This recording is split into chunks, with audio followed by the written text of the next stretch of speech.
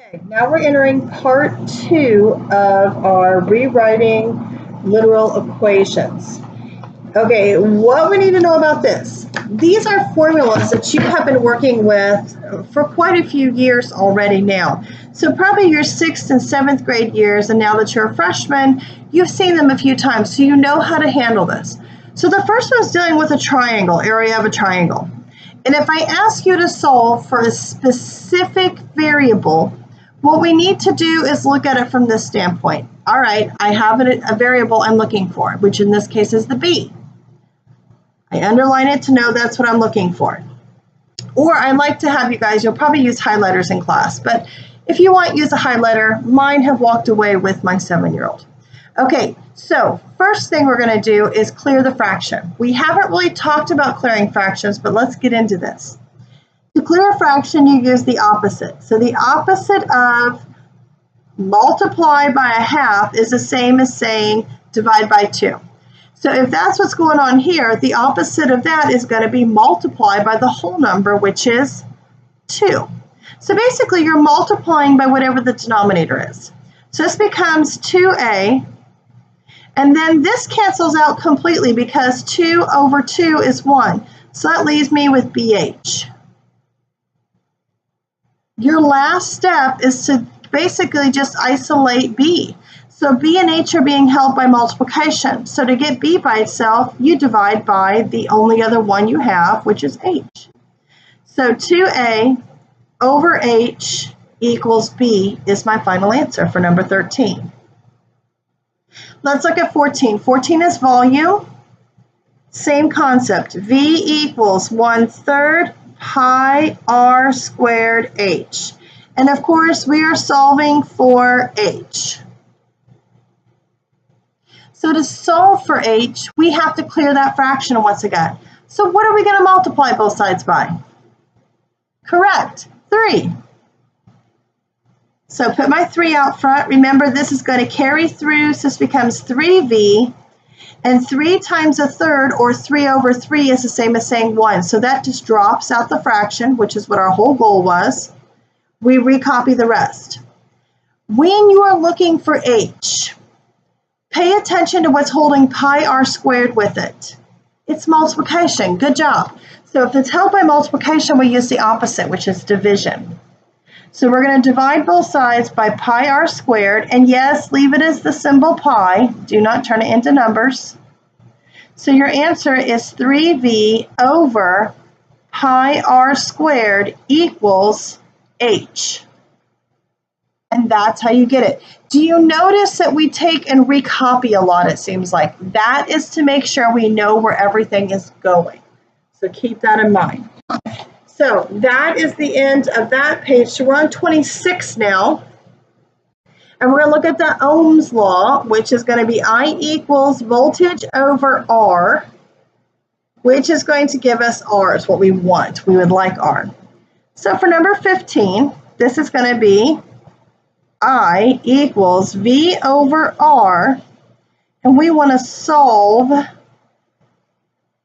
for R.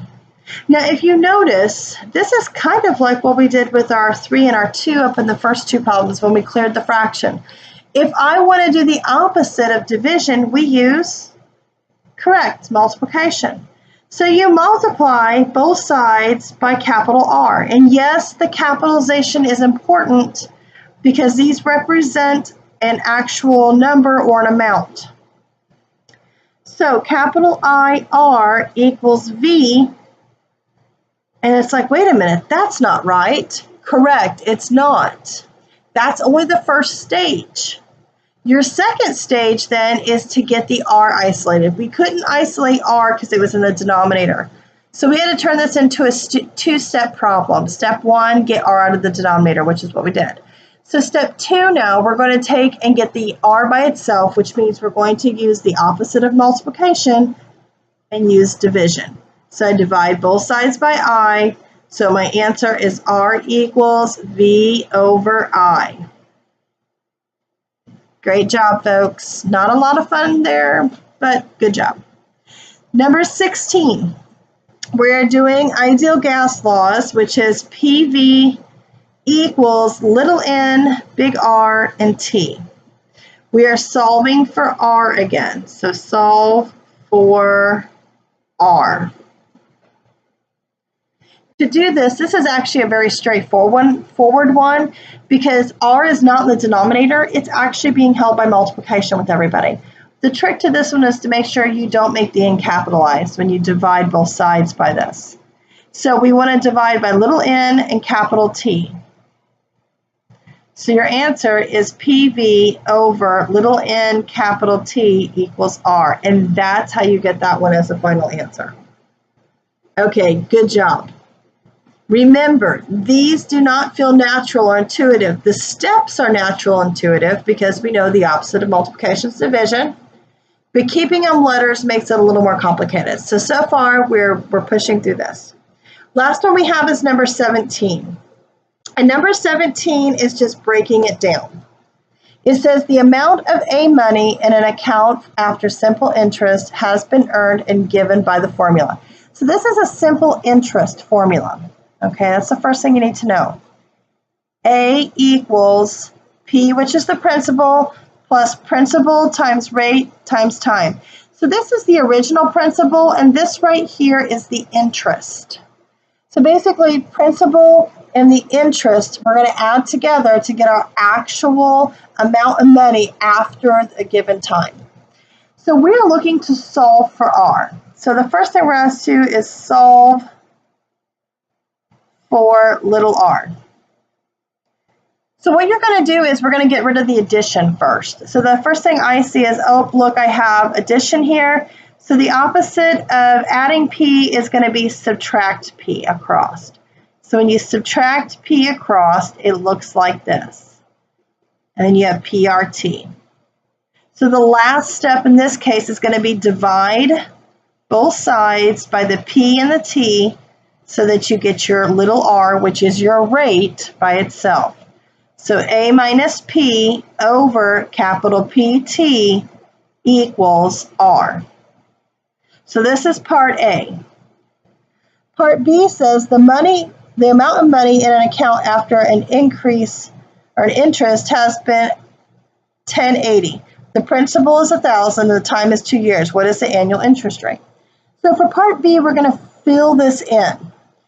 Using the formula they gave us, so our A is 1,080, our P is 1,000, and our T is 2.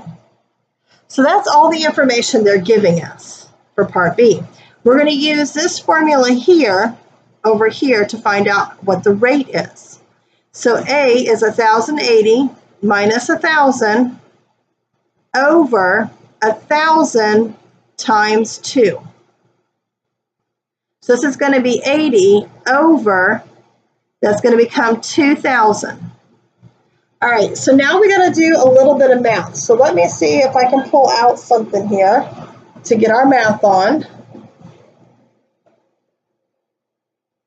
It's amazing when you're looking for something that you can't find it. So we have 80 divided by 2,000. And we get 0.04. Now that is in decimal, so we know to get it into an actual rate, we are going to take and we are going to move the decimal places 2 to the right.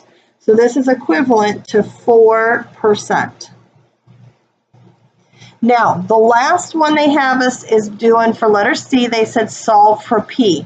So go back to the beginning. A equals P plus PRT. And this time we are solving for P. This one's a little more complicated. It goes back to what we were doing in the first 6 problems. Actually, the 7 through 12 had more of them.